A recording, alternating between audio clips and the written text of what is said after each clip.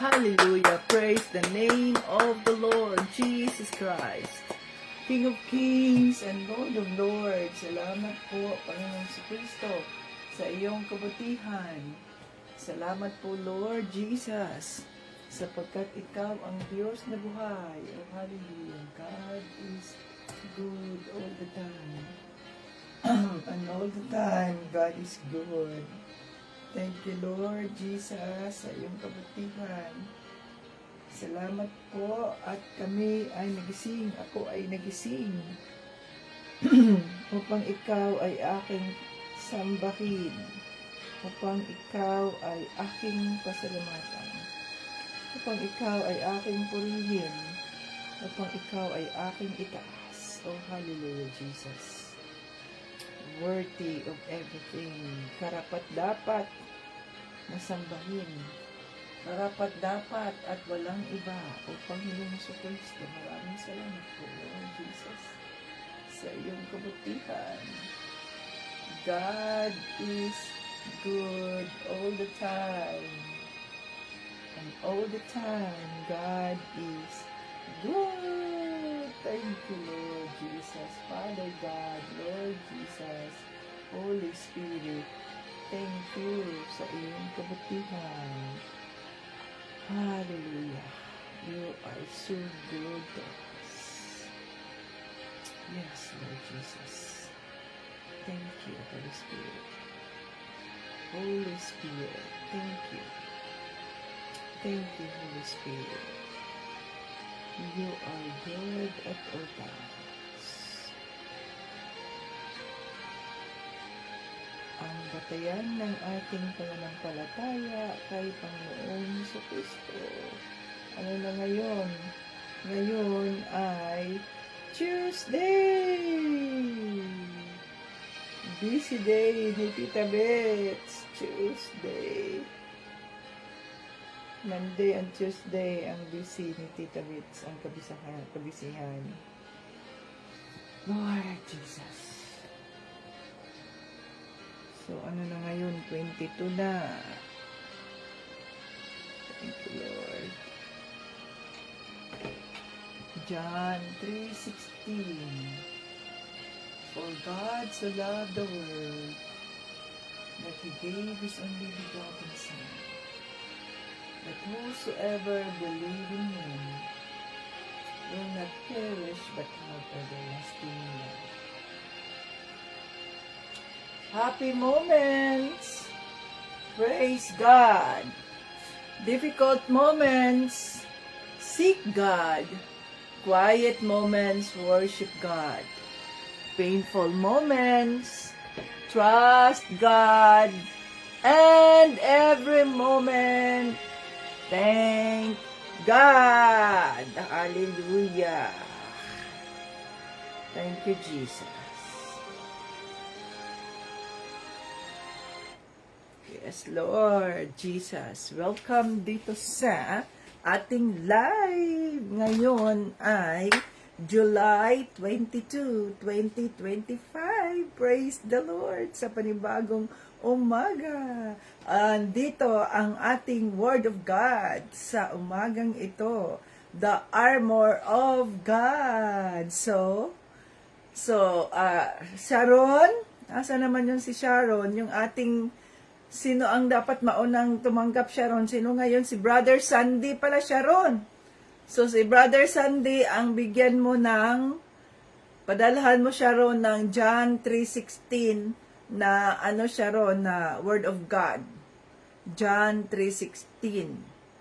Yun. Pagkatapos ng John 3:16, kung ang lahat na ay nakakuha na ng John 3:16, magkano, Sharon?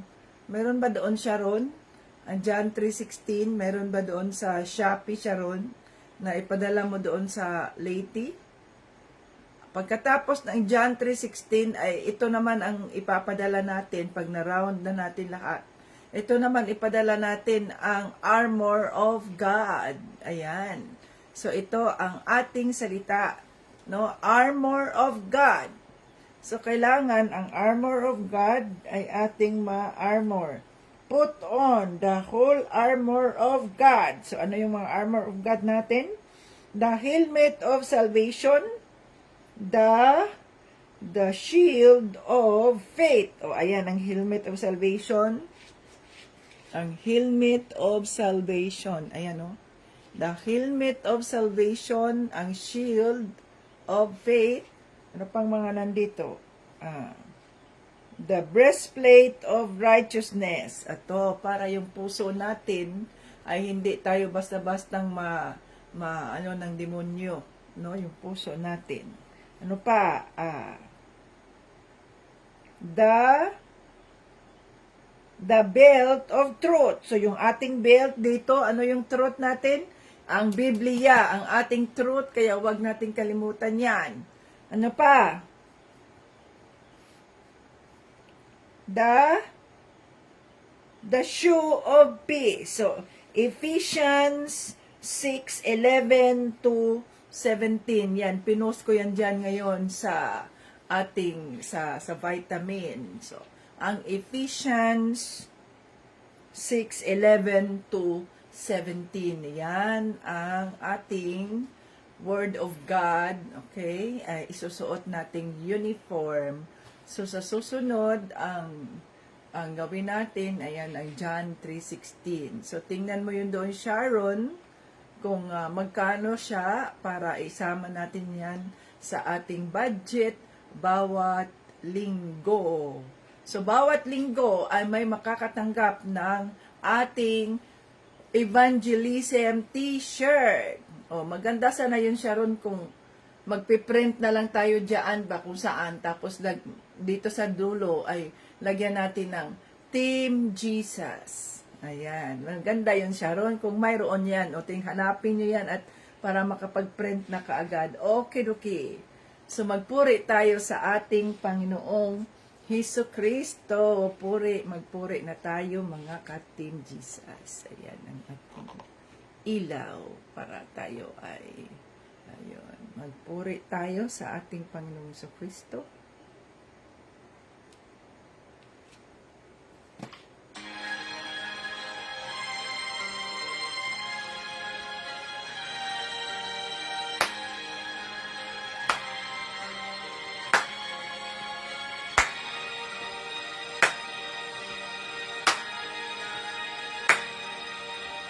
Pagising sa umaga, kay ganda, kay ganda, kay ganda ng mundong ginawa niya.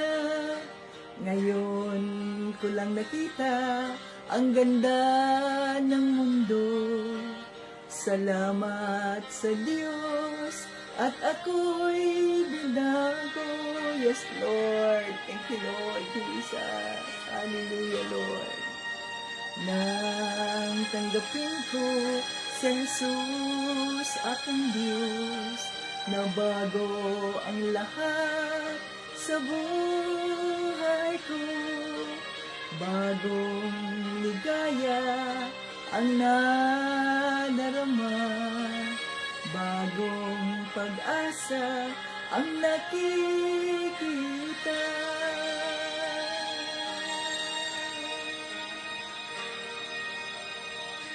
Lahat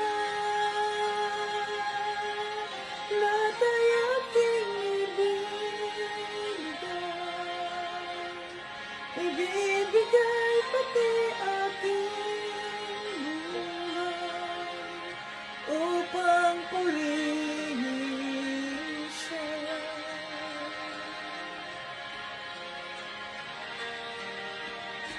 Lahat ay aking ibibigay pati aking buhay upang purihin siya.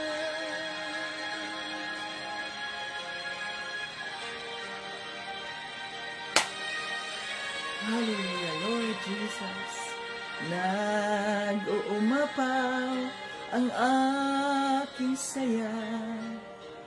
Pagmamahal niya ang nadarama. kay ganda ng buhay na nasa Kanya.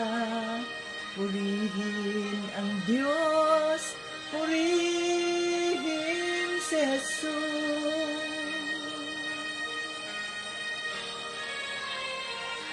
Lahat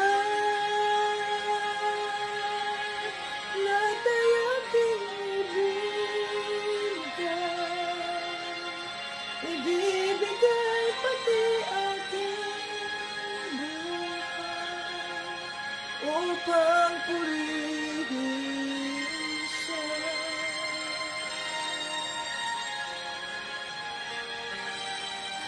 Lahat ay aking ibibigay pati aking buhay upang purihin siya. Woo! Hallelujah, Lord Jesus. We praise your name. We glorify your name. You deserve all our praises and adoration. Hallelujah, hallelujah, Jesus. King of Kings and Lord of Lords, maraming salamat po sa inyong kabutihan. Napakabuti niyo, Panginoong Jesucristo. Maraming salamat po. Oh, hallelujah. God is good all the time, and all the time, God is good. Hallelujah. Yes, Father God, nagpapakumbaba kami sa trono ng iyong kaawaan. Kinikilala namin na wala kaming magagawa kung wala ka. Kaya Panginoong Jesucristo, nandito po kami nagpapakumbaba. Kinikilala namin na kami makasalanan kahit kami po naging Kristiyano na, subalit hindi pa rin kami perpekto. Kaya humihingi kami ng pagpapatawad sa inyo, sa aming mga isipan, sa aming mga puso, sa aming mga pananalita, maging sa aming mga pagkilos. Panginoong Jesucristo, patawarin mo po kami at gawin mo po kaming karapat-dapat sa iyong presensya sa bawat araw na kami po ay nagigising, o hallelujah, upang gamitin mo ang aming mga katawan para sa iyong kapurihan ng Diyos Ama. Hallelujah. Lord, pinapatawad din namin ang mga taong nagkasala sa amin, pinapatawad namin ang mga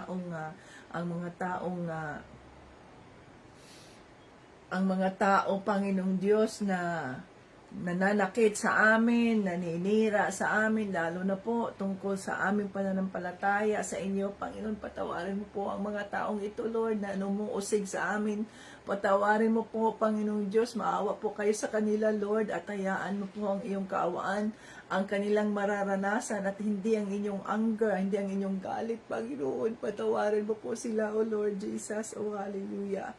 Yes, Lord, salamat po sa kapatawaran ng aming mga kasalanan, at kami po, Panginoon Diyos, ay nandito upang ikaw ay aming sambahin, upang ikaw ay aming itaas at ipakilala sa sanlibutan na hindi kami mahihiya na ipapakilala ka sa sanlibutan. Oh, hallelujah, Jesus.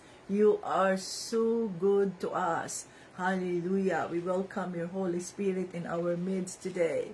As you said in your word, 2 or 3 gathered in your name, you are in our midst. So kami po ay naniniwala na the King is in the room. Nandito po ang iyong presensya, Panginoong Jesucristo. Oh, hallelujah. Come, Holy Spirit, I need you now. I need your anointing, come in your power. I love you, Holy Spirit.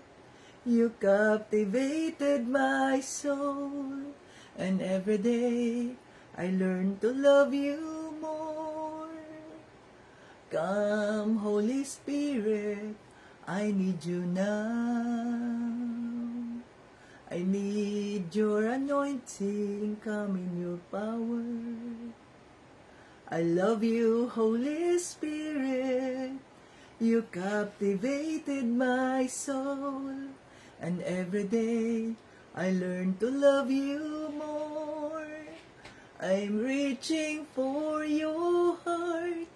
You hold my life in your hands, drawing me closer to you.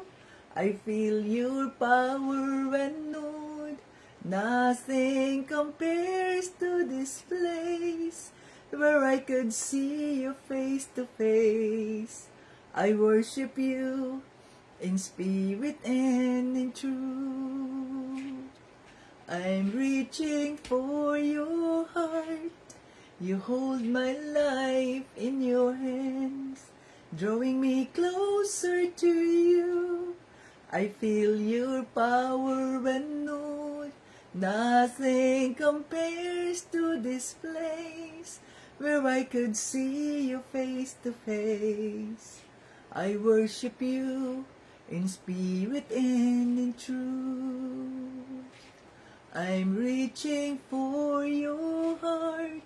You hold my life in your hands, drawing me closer to you.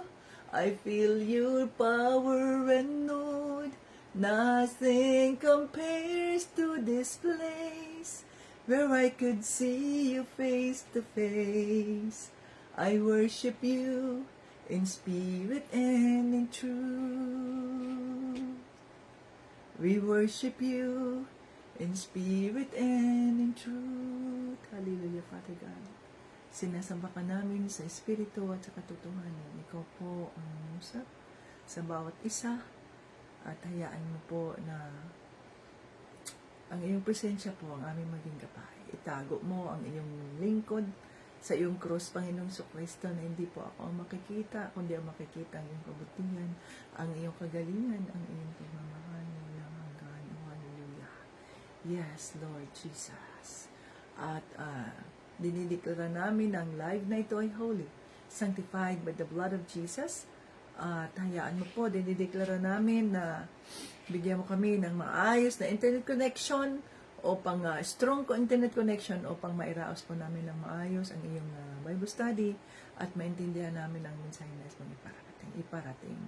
Sa pangalan ni Jesus Cristo, lahat ng ito ay aming hinihiling pinasasalamatan sa pangalan ni Jesus at ng banal na Espiritu. Lahat ng papuri at parangal ay binabalik namin sa Diyos Ama. Amen! Thank you, Jesus, sa kanyang kabutihan. So, andito na ang aking mga ang nakalagay doon sa Amazon ang kanyang delivery ay dapat ngayon pang July 30 ang kanyang delivery.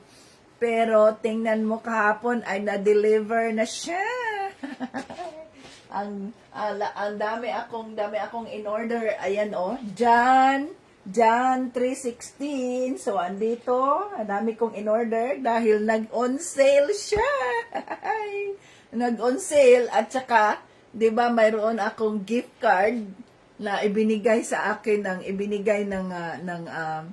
ng Amazon sa akin na $109. Ito nag-sale siya, naging $13 na lang ang isa. Kaya nakabili ako ng 8 t-shirts. Hallelujah, God is good all the time. So yan, ang sabi ng Diyos, suotin mo na, nag-provide ang Panginoon. Napakabuti ng Diyos. Hallelujah. Welcome dito sa ating live joiners. At ito ang ating suot ngayon. At napakabuti ng ating Panginoong Jesucristo, mga ka-Team Jesus, sapagkat alam natin, nagdadasal kayo sa inyong mga pangangailangan, no, saan kami pupunta. Of course, where does my help comes from? My help comes from the Lord, the maker of heaven and earth. Kaya hindi tayo humihingi ng tulong sa Facebook, sa kanino man, kundi nagdarasal tayo, Panginoon, ito ikaw ang aking tulong, sa iyo nang gagaling ang lahat ng tulong na ito. Oh, di ba? At so, ang Diyos ay tapat kapag yun ang sabi niya, where does my help come from? My help comes from the Lord. So, kapag doon tayo humihingi sa Kanya, sa ating mga desperasyon, sa ating mga panghihina, nanghihina ako, Panginoong Jesucristo, dahil sa sitwasyon ko, problema ko dito, financial, ganito, lahat, mga pamilya ko, anak ko, nanghihina ako. Pag sinasabi kasi natin yan sa Diyos, mga ka-Team Jesus, ang Holy Spirit ang mag-comfort sa atin, at ang Panginoon ay magbibigay sa atin ng paraan. So, maaaring sabihin niya, okay, i-message mo sa Tita Vits, para anong plano ng Diyos. So, sundin lang ninyo ang kalooban ng Diyos. Prioridad namin kayo kung kayo ay mga Team Jesus members. Prioridad natin ang kayo, no? Kung ano man ang pwedeng maitulong na tulong namin sa pamamagitan ng provision ng ating Panginoong Kristo. Kaya pag sinabi pag nag-convict ang Holy Spirit na i-message ninyo kami, i-message nyo ako, gawin na ninyo kaagad yan. O, God's perfect time. God's time is always perfect and He makes all things beautiful in His time. So, mayroon tayong testimony, mga ka-Team Jesus. Kahapon ay may isang kapatid na nag-message sa akin na ganito siya, ganito, nanghina na siya dahil sa sitwasyon niya sa buhay, ganyan, ganyan, ganyan. Ko, Lord, ano ang ibig, sabi ng Diyos, may message, buksan mo. Okay, Lord. Yan, pagod ako dahil Lunes at saka Martes na ngayon, hindi pa nga ako tapos sa aking billing at nakatulog nga ako kahapon, kagabi dahil sobrang pagod talaga ng katawan ko and the Holy Spirit said you have to sleep. Okay po. Yan, tulog ako dahil pag Lunes at Martes, ngayon Martes, no, ay busy talaga ako dyan sa D&G. Nagpipayroll pa ako, tapos mag-billing, ganyan, hindi madali na ikaw lang mag-isa sa opisina, mga ka-Team Jesus. So, ayan, nag-scheduling pa ako, nag-message pa ako sa mga therapist. Pag Lunes kasi, yan, ang schedule na yan, nasubmit na ba itong mga evaluations na to, magkano ang frequency nito, may joy pa ako, no? So, doble at trabaho ko, mga ka-Team Jesus. Kaya, the Lord sustain me. Okay, so, nag-message yung isang kapatid at sabi niya, Tita, ganito, ganyan. Sabi ng Diyos, kahit pagod ako, sabi niya, buksan mo yung message na yan. Okay, Lord. Holy Spirit, buksan ko ganyan. Ano nangyari? Ganito, ganyan, sis. No? So, ito sitwasyon niya, ganito, ganyan. Okay, pagdasal natin. Ang sabi kaagad ng Holy Spirit, bigyan mo siya. Sabi ko, okay. Bigyan ko siya. Yes, Lord. Inisip ko naman, may naman pa ba yung bank account namin, Lord? Sabi niya, open it. Oh. So, binuksan ko rin. Ganon lang ako makikipag-usap sa Holy Spirit, no? Because Jesus is my best friend at alam ko na kasama ko siya anywhere, anytime. Our God is an omnipresence God. So, may laman ba yung aming bank account, Lord? So, open it. Pagbukas ko doon sa bank account, mayroon doong $100 na nakadeposito from YouTube. Sa loob ng ilang buwan, yung YouTube natin ay nag-ipon-ipon yan dahil nga wala na yung membership natin, tinanggal natin, wala ng subscription. Pero may naiwan pa yung membership na yon na binayad ni Tito Brian, no, yung membership niya na $50 at kay Tita Vits $50 yung membership natin yung ano ba yung sponsors natin $50 yon. Siyempre $100 dapat mayroon pa, kaya lang binawasan ni YouTube ng 30%, di ba? So nagiging ang $100 naging 70 na lang. So ilang buwan na yun, ilang buwan, last year pa yun Oh. Tapos tayo nagpatuloy din tayo. Kayo diyan maaring kaya wag ninyong i-escape yung ads ba. Mag-ads kayo diyan, mag-play kayo diyan sa mga natin, sa mga pinupost natin sa YouTube para sa ganoon ay makatulong 'yan. Yung pag-a-ad ba mag-play ads kayo ba? Halimbawa, mayroon akong live na yung mga sa ibon, mga ganyan. Mag-play lang kayo ng ads, alam ng Diyos 'yun Magpi-play lang kayo ng ads niya kasi nakakatulong 'yun kahit sintimo, no? So, wag ninyong i-escape ang ads at kung may time kayo, yung mga pinopost natin diyan na mga testimonies, mga ganito ganyan, yung pagpi-play ninyo ng ads diyan, kami dito, halimbawa, yung mga gadgets natin dito, pinipi-play namin yung mga ads na yan, hindi namin tinatanggal. So, malaking tulong din yun at hindi natin alam makatulong yun sa ating mga ka-Team Jesus. So, one way of helping yun, mga ka-Team Jesus. So, yan, tingnan ninyo yung ating mga testimony dyan. 4 views, 5 views, kung hindi kayo sinabihan na, kung hindi kayo magsasabi na, hindi kayo sinabihan na, oh, sige, mag-comment kayo dyan dahil may love gift kayo, hindi kayo gumagawa. So, paano tayo makakatulong yan kung wala kayong pagkukusa ba to help the ministry? That is your way of helping the ministry. Kung meron man kayong mga loads, meron man kayong mga internet, that is your way of helping.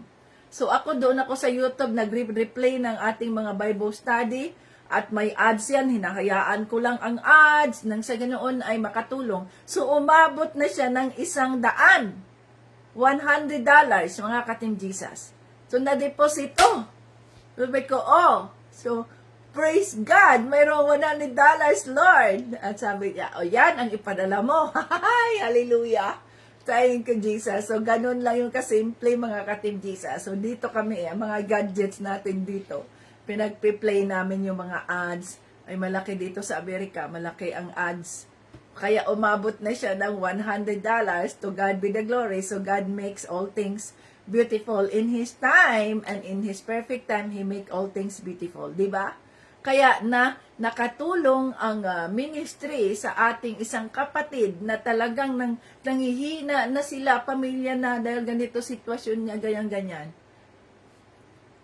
Kung tayo ay humingi ng tulong doon sa ating Diyos, doon sa ating Panginoong Jesucristo, nagmakaawa ka dyan, umiyak ka dyan sa Kanya para ma-renew ka, nandoon ang comfort ng Holy Spirit at gagawa siya ng paraan, mga ka-Team Jesus. To God be the glory and honor. At mayroon pa tayong praise report. Si Brother Jomar, pagising ko kanina dahil maaga akong natulog at maaga akong nagising dahil nagbibili nga ako, hindi pa ako tapos. Pagbukas ko sa Facebook, sabi ng Holy Spirit, open your Facebook, okay?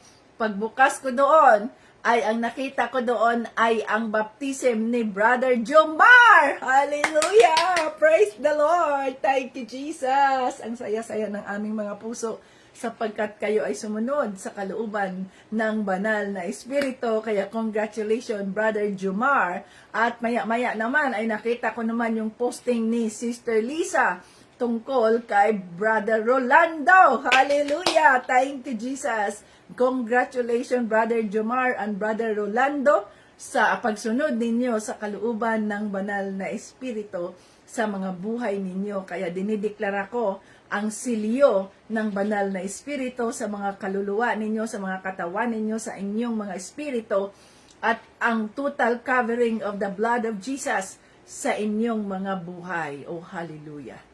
Napakabuti ng Diyos. To God be all the glory and honor.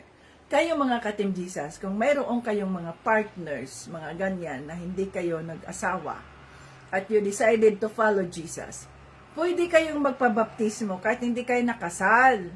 Pero pagkatapos na kayo ay nabaptismo sa tubig, wag na kayong magsiping dyan sa asawa mo. Kailangang pigilan ninyo yung mga sarili ninyo, mag-sexual abstinence kayo.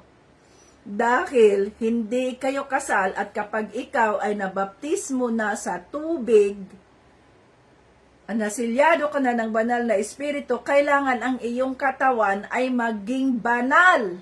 Paano yan maging banal? Nagbaptismo ka pa nagbaptismo ka na sa tubig, ganyan. Tapos nakikipag-sexual intercourse ka pa rin dyan sa partner mo.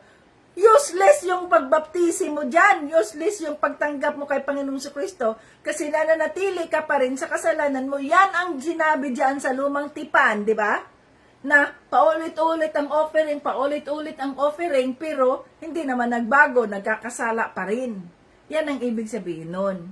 Pwede kang magbaptismo kasi personal decision mo yun eh. Pero kung tinanggap mo na si Kristo at ready ka na, kailangang pigilin mo yung sarili mo doon sa laman mo, yung flesh mo, na hindi ka makipag-sex dyan sa partner mo sapagkat alam mong mali. Hintayin mong makasal kayo, maging legal kayo, saka nyo gawin yun. Ganon yun. Fruit of the Spirit ang tawag nun. Pagpipigil sa sarili mo doon sa mga laman. So, i-rebuke mo yun. Huwag kang, ikaw lalaki, ikaw babae, huwag kayong magpatokso dyan sa tukso ng demonyo na nabaptize ka na sa water, siya rin nabaptize. Bakit kayo magtalik pa? Hindi kayo magtalik hindi kayo pwede magtalik dahil nga fornication ang mangyayari dyan. Kasalanan yan, useless yung inyong pagbaptismo sa tubig. Naintindihan ninyo yon? Yon ang ibig sabihin nun. Okay. So tuloy na tayo sa ating Word of God. Okay? Ganon yun mga ka-Team Jesus. Kung kayo ay convicted by the Holy Spirit na magpabaptismo, you go ahead, magpabaptismo kayo. Pero, kung nabaptismo na kayo, tinanggap nyo si Panginoong Kristo, kailangan na hindi na kayo makipagtalik dyan sa partner ninyo. Sabihin nyo sa partner ninyo, I am a new creation, I'm a born-again Christian, baptized by the Holy Spirit. Therefore, my body is holy, sanctified by the blood of Jesus. Kaya, wait ka lang dyan, kailangan mo na tayong magpakasal. Kung halimbawa, sino ba yung hindi pa napakasal dyan, at sila ay pareho nagbaptismo, baptized na, o di, ready na sila magpakasal, o di, the Lord already provided the provision para dyan sa mga dokumento nila, para sa ganoon ay maiayos na at maikasal na sila kaagad, kahit sa legal pa lang. Okay? So, wag na kayong magkasala dyan. So, dito na tayo sa kahapon, yun na nga, ang itinuro sa atin ng banal na espiritu kahapon ay nasa Hebreo chapter 10, verses 1 to 18. Oh. So, alam na natin na hindi nagustuhan ng Diyos Ama ang sakripisyong ginagawa ng mga Israelite noong mga panahon na yon, sapagkat yun na nga, paulit-ulit, pero nananatili pa rin ang kanilang kasalanan. Subalit si Panginoong Kristo na isang espiritu na anak ng Diyos, nagpakatawang tao sa pamamagitan ng virgin na si Mary, at yun ang naging sacrificial offering na wala siyang bahid na kasalanan, kundi siya ay pure and holy. Kasi hindi siya galing sa chromosome ni Mary at ni Joseph. Okay. So, dito na tayo sa chapter 1 at chapter 10, verses 19 to, mahaba siya, 19 to 39. Okay. Okay, basahin natin. Ang sakripisyo ni Kristo para sa lahat, yun ay nasa chapter 10. Dito naman, chapter 10, verses 19 to 39, ay lumapit tayo sa Diyos. Okay? A call to persevere in faith. Ayan.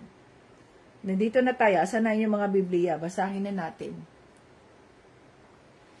Kaya mga kapatid, malaya na tayong makakapasok sa pinakabanal na lugar dahil sa dugo ni Jesus. Sa pamamagitan ng paghahandog ng kanyang katawan, binuksan niya para sa atin ang bagong daan patungo sa pinakabanal na lugar na nasa kabila ng tabing. At ang daang ito ang nagdadala sa atin sa buhay na walang hanggan. At dahil mayroon tayong dakilang punong pari na namamahala sa pamilya ng Diyos, lumapit tayo sa Kanya ng may tapat. Hallelujah! Ayan o.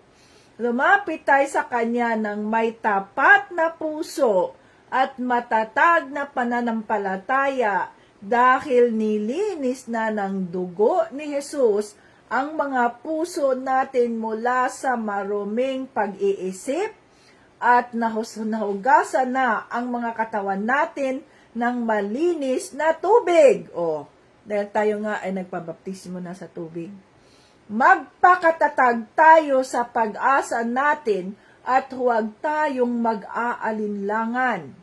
Dahil tapat ang Diyos na nangako sa atin, at sikapin nating mahikayat ang isa't isa sa pagmamahal at paggawa ng kabutihan.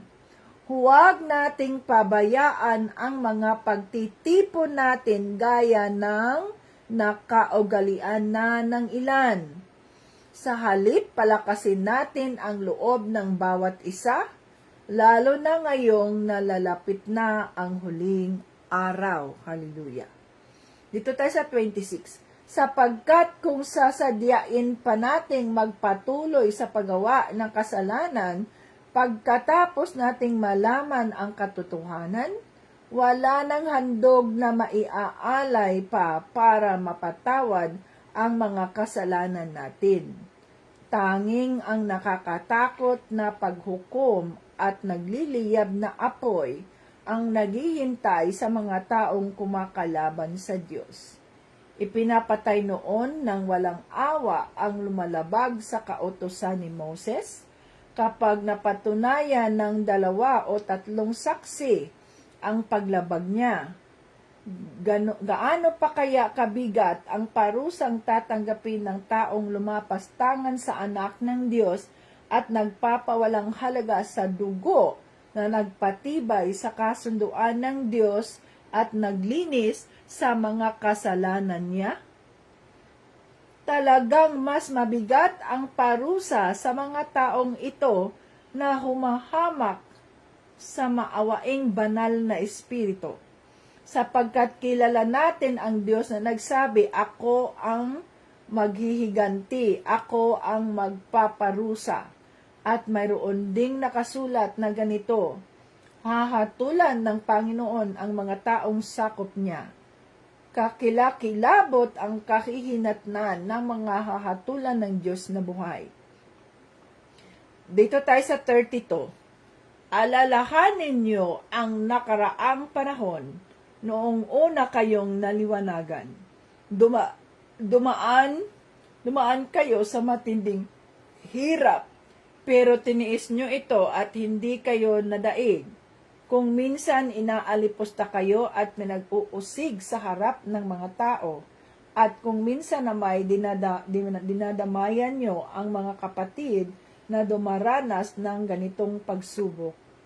Dinadamayan nyo ang mga kapatid na nakabilanggo, at kahit inagawan kayo ng mga ari-arian, tiniis nyo ito ng may kagalakan dahil alam ninyong mayroon kayong mas mabuting kayamanan na hindi mawawala kailanman. Kaya huwag kayong mawala ng pananalig sa Diyos. Hallelujah! Dahil may malaking gantimpalang nakaalaan para sa inyo. Kailangan ninyong magtiis para masunod nyo ang kalooban ng Diyos at matanggap nyo ang ipinangako niya. Sapagkat sinabi sa kasulatan, sandaling panahon na lang at darating na siya, hindi na siya magtatagal. At mabubuhay ang taong itinuring kong matuwid dahil sa pananampalataya niya. Ngunit kung tumalikod siya sa akin, hindi ko na siya kalulugdan. 39. Ngunit hindi tayo kabilang sa mga tumalikod sa Diyos at napahamak, kundi kabilang tayo sa mga sumasampalataya at naliligtas. Oh, hallelujah, Holy Spirit. Maraming salamat po sa iyong mga salita sa araw na ito. Gabayan mo ang bawat isa nang sa ganun po ay maintindihan namin ang mensaheng nais mong iparating at nang sa ganun po kami po ay lalong mapatibay namin ang aming pananampalataya kay Panginoong Jesucristo. Lahat ng ito ay aming hinihiling sa pangalan ni Jesus. Amen! Ayan mga ka-Team Jesus. Tayo ay umupo na. So, alam na natin ang mensahe ng ating Panginoong Jesucristo. Huwag tayong mawalan ng pag-asa, mga ka-Team Jesus. Hallelujah! So, patuloy nating lalakaran ang ating pananampalataya kay Panginoong Jesucristo sapagkat, so this is a call to persevere in faith. Ito ay panawagan, mga ka-Team Jesus, upang mag-persevere tayo. Ibig sabihin nun ay upang magtiis tayo, magtiyaga tayo, huwag tayong mawalan ng pag-asa. So, anong sabi dito? Huwag tayong mawalan ng pag-asa, mga ka-Team Jesus, kasi malapit nang bumalik ang ating Panginoong Jesucristo at ang kanyang pangako ay hindi napapako. Ano man ang ating mga sitwasyon sa buhay, may paraan ang Diyos. Mayroon siya, mga ka-Team Jesus, na kanyang paraan. Tandaan natin, ang kaparaanan ng Diyos ay hindi ang kaparaanan ng tao. Ito ay iba sa kaparaanan ng tao. Kaya ang susundin natin ay ang kanyang kaparaanan sapagkat siya ang nakakaalam ng lahat at hindi tayo mga katimjisas. Ang atin lamang ay sumuko tayo, ang sabi dito sa Hebrews 10, Hebrews chapter 10 verses 21. Ayan, 21 to 22. At dahil mayroon tayong dakilang punong pari na namamahala, namamahala sa pamilya ng Diyos, lumapit tayo sa Kanya ng may tapat na puso at matatag na pananampalataya dahil nilinis na ng dugo ni Jesus ang mga puso natin mula sa maruming pag-iisip at nahugasan na ang mga katawan natin ng malinis na tubig. 23. Magpakatatag tayo sa pag-asa natin na huwag tayong mag-alinlangan dahil tapat ang Diyos na nangako sa atin. Hallelujah! So yan ay nasa Hebrews 10 verse 23. Magpakatatag tayo sa pag-asa natin at huwag tayong mag-alinlangan dahil tapat ang Diyos na nangako sa atin. Sikapin nating mahikayat ang isa't isa sa pagmamahalan at sa paggawa ng kabutihan. Huwag nating pabayaan ang mga pagtitipo natin gaya ng nakaugalian. So ito yon mga katimjisas, na tayo ay convicted ng Holy Spirit na dapat tayo ay mag-join sa fellowship. Kaya nga, kailangan na, nandito kayo araw-araw, join tayo sa fellowship. Tapos, ang ano naman natin ay yung kayo dyan, ay nag-join kayo sa mga church, sa local churches na sa Sunday ay nagjo-join kayo. So, huwag nating i-neglect ang fellowship of the believers. Kasi nga, kailangan natin yun to edify each other. Kailangan natin na mag-join tayo sa fellowship at mag-worship tayo ng local. Kaya nga sa Sunday, ay binibigyan kayo ng pagkakataon na makapagsimba. Na kung saan, ang mga kasama din ninyo ay ang kagaya ng inyong mga pananampalataya nang sa ganoon ay mapatatag tayo bawat isa, mapalakas tayo bawat isa. Kung sino man yung mga nanghihina ay nandoon ang body of Christ na makatulong sa kanila upang palakasin sapagkat we are not alone. No? Hindi tayo nag-iisa. Kasama natin si Panginoong Kristo at ang katawan ni Kristo, the body of Christ. So yun, yung ating yung ating lalo na financial, dahil talagang sabihin natin, mahirap ang buhay. Subalit, mas mahirap ang buhay, mga katimjisas, kung tayo ay walang Kristo.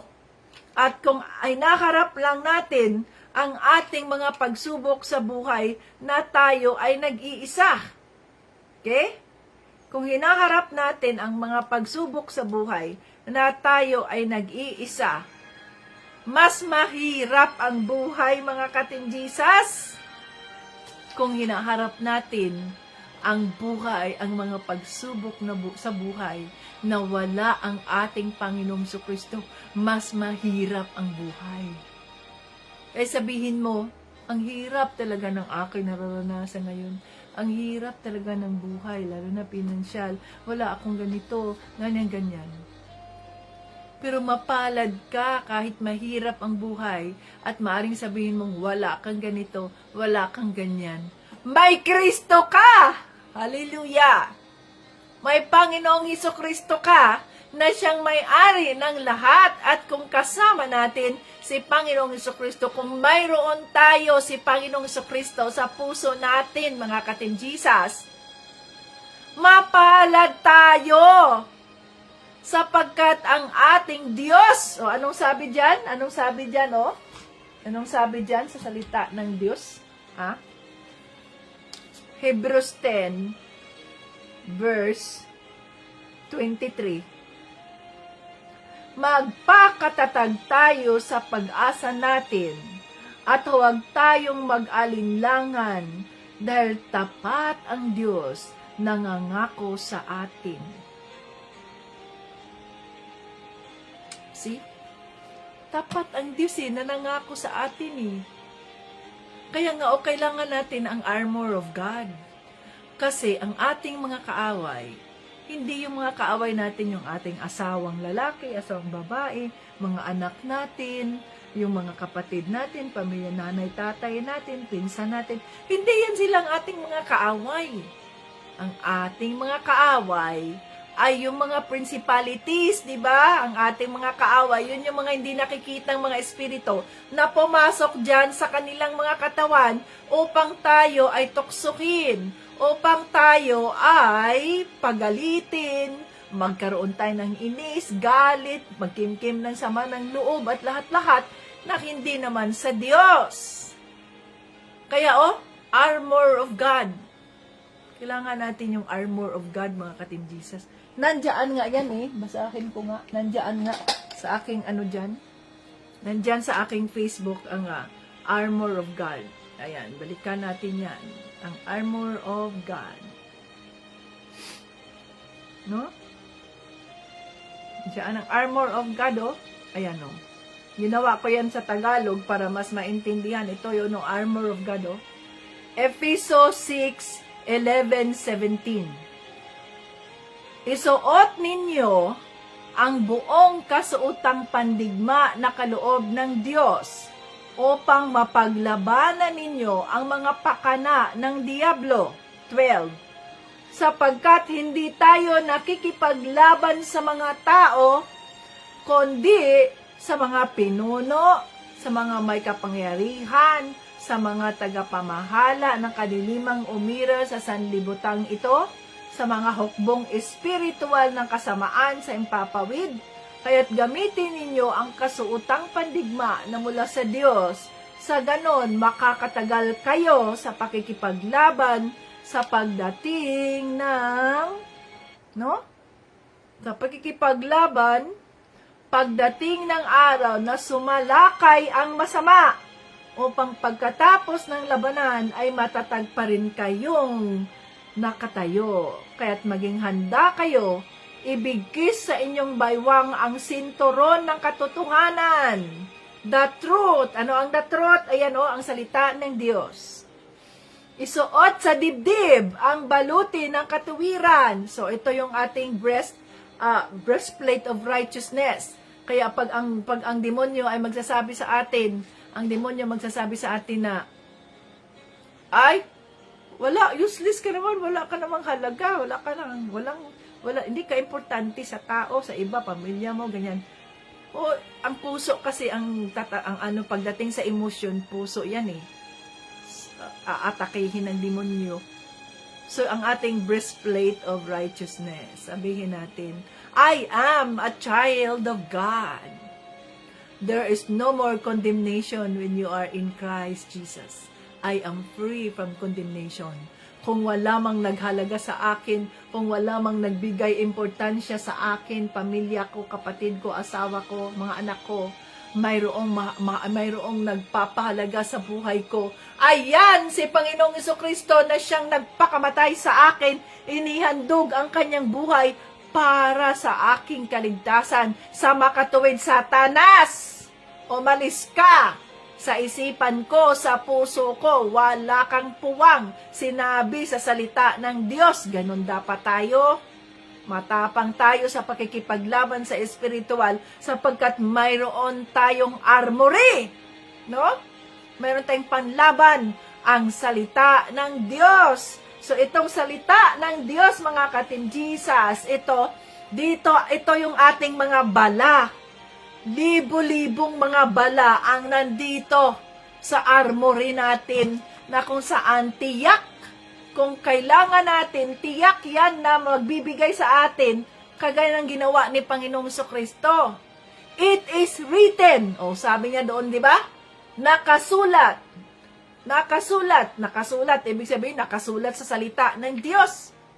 So, hindi naman siya gumawa ng iba pang mga rason, si Panginoong Jesucristo. kumuha lang siya ng kanyang panangga mula doon sa salita ng Diyos. It is written. Ang sabi niya. No, ang sabi niya, it is written. Okay? So, kumuha lang siya ng panangga. Galing siya, it is written. Ang sabi dito, 15, isuot ninyo ang sapatos ng pagiging handa sa pangangaral ng magandang balita na kapayapaan in season or out of season. Pag sinabi ng Holy Spirit, you share the gospel. Share the gospel. Yan ang shoe of peace. Lagi ninyong gawing panangga ang pananampalataya na siyang papatay sa lahat ng nagliliyab na palaso ng diablo. So, yun yung ating shield of faith, mga katindisas, oh. The shield of faith. Asa na yun? Ito, oh. Psh, gaganon agad tayo pag nandoon na yung mga palaso ng demonyo. Psh, ako ay nananampalataya kay Panginoong Jesucristo at pinanghahawakan ko ang kanyang mga pangako. Ang sabi sa Hebrews 10, verse 23. Oh, anong sabi sa Hebrews 10, verse 23? Oh, i-memorize dapat natin yan. Magpakatatag tayo sa pag-asa natin at huwag tayong mag-alinlangan dahil tapat ang Diyos na nangako sa atin. Oh, hallelujah! Oh, see? Tapat ang Diyos na nangako sa atin, kaya walang magawa si demonyo sa ating mga buhay, mga katindisas, kung na mayroon tayong armor of God, ang shield of our faith. Ito ang aking pinaniniwalaan at tinatayuan ko ito, demonyo, kaya umalis ka sa pangalan ni Jesucristo. Yan. Lagi ninyong gawing panangga. Okay? Dito tayo sa 17. Isuot ninyo ang helmet ng kaligtasan at gamitin ang tabak ng Espiritu na walang iba kundi ang salita ng Diyos. So, ang helmet of salvation, we are covered naman, sealed by the Holy Spirit. Kasi tinanggap na natin si Panginoong Jesucristo. At yun ang pangako ng ating Panginoong Jesucristo, di ba? At ang sword of the Word of God. Bakit? Alam na natin na ang Word of God is like a two-edged sword. Mas matalim pa sa espada na magkabilaan ang kanyang tulis. Ayan, oh, ang espada, oh. The sword, which is the Word of God. So, ang gagawin natin kapag nandiyan na ang atake ng demonyo, kuha agad tayo ng ating salita ng Diyos at sabihin mo sa demonyo, sinabi sa salita ng Diyos. Oh. Kaya wala nang magawa ang demonyo sa atin. Ganun dapat tayong mga anak ng Diyos. Because we are the warriors of God. We are the soldiers of the Lord. Sa makatuwid, kailangan nating tayuan ang ating pananampalataya. Huwag hayaan na tayo ay manglulupay-pay at pagod na ako. Ayoko na, malis na ako sa team. Ay, kasi nakakapagod. Wala namang nangyari sa buhay ko. O, di sige, hayaan mo na yung demonyo na mangyari. Hayaan mo yung demonyo na manalo sa buhay mo kaysa ang Panginoong Jesucristo ang iyong susundin, na kung saan sabi niya, put on the whole armor of God, nang sa ganoon ay hindi ka mabiktima ng demonyo. At ano sabi diyan sa salita ng Diyos? Parurusahan niya ang kanyang sakop, ang kanyang mga anak kung tayo ay mag-backslide. Kaya huwag tayong mag-backslide, mga ka-Team Jesus. Onward, Christian soldiers, kahit na nakihirapan, kahit na naiipit, kahit marami mga pagsubok sa buhay, tuloy pa rin tayo sa ating paglalakad, sa ating pananampalataya kay Panginoong Jesucristo, sapagkat tapat ang ating Diyos na nangako sa atin. Oh, hallelujah! God is good all the time. At dapat magkaroon tayo niya ng energy, mga ka-Team Jesus, motivation na ituloy natin, magkaroon tayo ng mga bunga para sa kaparihan ng Diyos Ama. Oh, hallelujah! So magkaroon tayo dapat ng energy. Tayo mga Kristiyano, mga sundalo, paano tayo mananalo nito kung lupay-pay tayo na pagod? Kasi hindi man tayo nagbabasa sa salita ng Diyos, nakikinig tayo sa sulsol ng demonyo sa inyo. Tandaan natin, hindi tayo ang nagpapabago sa ating mga pamilya, sa ating mga kapatid, mga anak, mga sino pa man? Ang Diyos. Sa pamamagitan ng ating pananampalataya kay Kristo. Naniniwala ako. Kaya, sana Lord, ay bigyan mo kami ng ganito, Lord. Sana, Lord. Sana hanggang sana ka lang. Hindi yan mangyayari sapagkat walang karapatang tumanggap ng mga pagpapala o answered prayer ang mga taong nagdadalawang isip sa Kanya. Kaya kung ikaw ay Kristiyanong totoo at alam mo ang mga pangako ng Diyos sa buhay mo, hindi ka magsasabing sana. Ang sasabihin natin, ako ay naniniwala, I declare na itong mga bagay na ito ay mangyayari sa buhay ko at pamilya ko. Ako'y naniniwala na ang aking asawa ay maililigtas sa tamang panahon ng Diyos sapagkat yun ang pangako ng Diyos sa akin. Ganon dapat, hindi sana katagpuin mo na sila, Lord. Sana mabago na siya, Lord. Sana. Anong sana? You kill that. Okay? Patayin natin yung mga negatibong mga pananalita na yon sapagkat sa harap ng Diyos, walang halaga yan. Sa demonyo yan yung mga sana, sa demonyo yan. Yung mga nagsasabi na, ay, ayoko nga yan, hindi ko kaya yan, mga ganyan, si ganito na lang, yung mga ganyang espiritu, patayin natin yan. Sapagkat sino dapat ang tatayo sa pananampalataya natin kay Kristo? Ikaw! Ako, siya, tayo, ikaw yan. You are called for a purpose. May katawagan tayo bawat isa. Tinatawag tayo. Wala yung, ay siya na lang kasi, ay nahihiya ako. Patayin ninyo yung hiya na yan.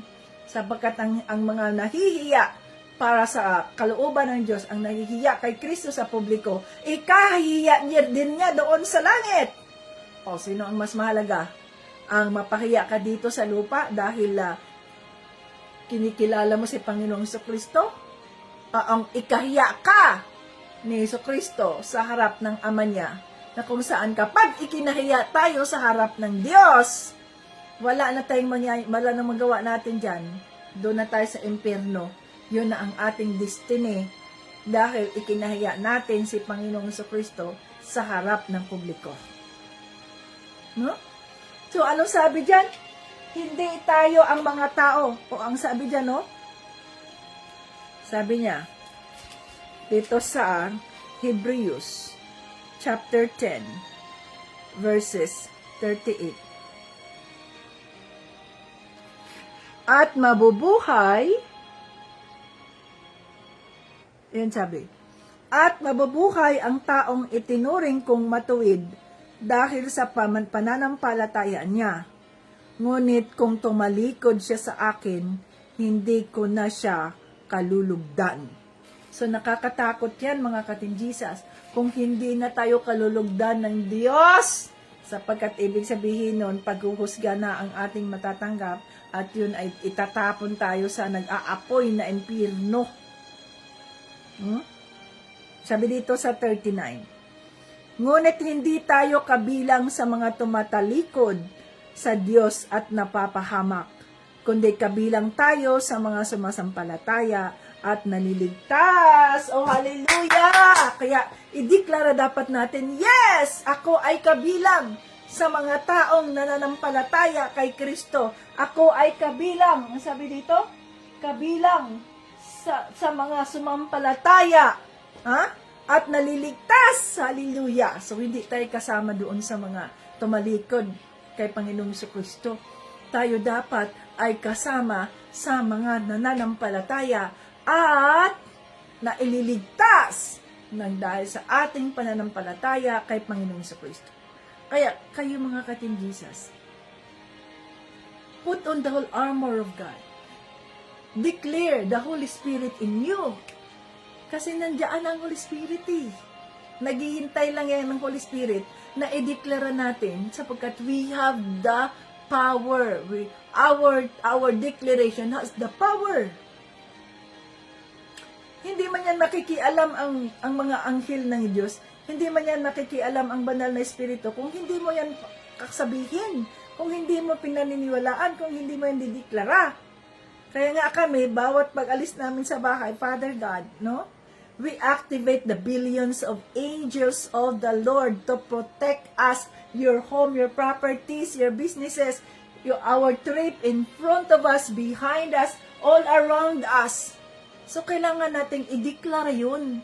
At kailangan na kung tayo nagdideklara, maniwala tayo na nandiyan nga ang Holy Spirit, maniwala tayo na nandiyan nga ang banal na Espiritu, nandiyan ang bilyones na mga anghel ng Diyos na siyang gumagabay sa atin.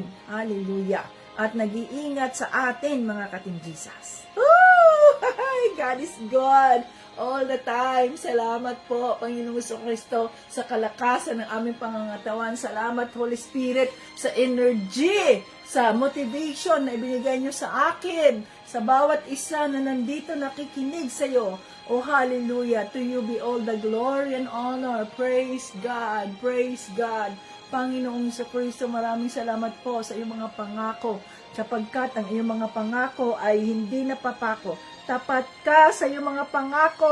Oh, hallelujah. Father God, Lord Jesus, Holy Spirit, maraming salamat po. Maraming salamat po.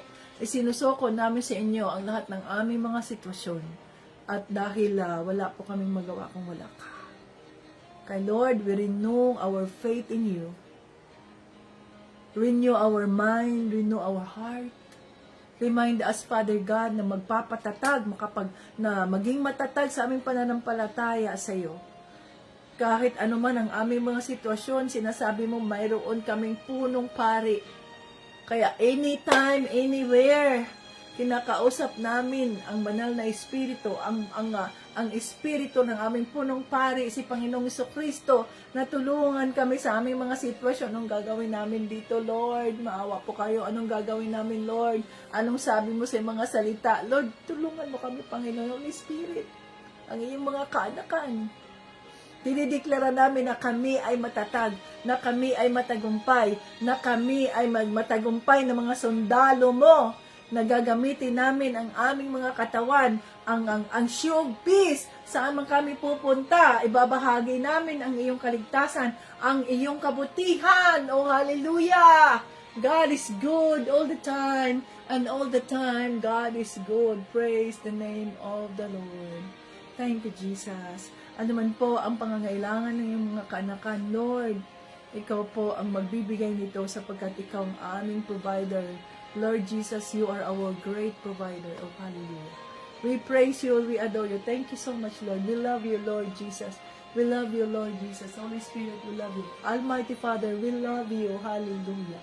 Hallelujah. Seal your words with the precious blood of Jesus, na hindi ito manakaw ng mga kaaway, ng demonyo, ng masamang espiritu, kundi ito ay aming i-imbak namin sa mga puso namin, sa aming mga isipan, itong iyong mga salita, at yun ang aming gagamitin bilang aming mga sword, ng aming mga sandata, para mapatay namin ang mga masasamang espiritu, at sila ay babalik sa impyerno. Oh, hallelujah.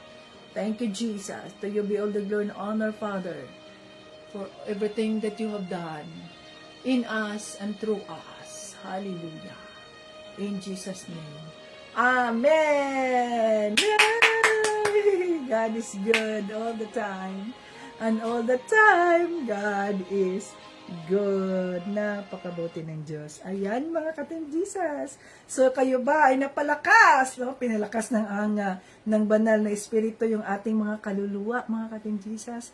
Kaya huwag kayong mawala ng pag-asa, sapagkat ang nangako sa atin ay tapat. At darating na siya, malapit na siyang dumating. Kaya fasten your seatbelt, hold on to your faith, at pananampalatayaan natin ang mga pangako ng ating Panginoong Jesucristo. Sapagkat tayo ay nailigtas sa pamamagitan lamang ng ating pananampalataya sa Kanya. Hallelujah. Hi, God is good. Ayan ang ating uniform.